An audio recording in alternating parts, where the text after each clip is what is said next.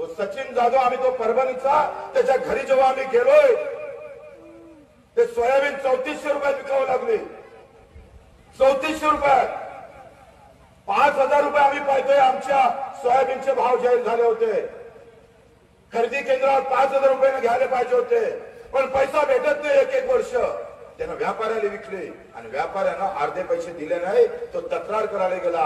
व्यापाऱ्यानं phone केला. ठाणेदार त्याच्या बाजूने उभा राहिला. पैसों के साथ या पैसा और सत्ते का खेल है. तुम्हारा काही गेम नहीं लग सकता. येता येता चीड मनात आली. संताप होता. पॉयझनची बॉटल घेतली. सचिन जाधव आत्महत्या करून रस्त्यात गेला. त्याची बायको 7 महिन्याची गर्भवती होती. 7 महिन्याची. तो टाळ्या वाजवायचा विषय नाही. आराम नालाय का अवघा थोबाडते.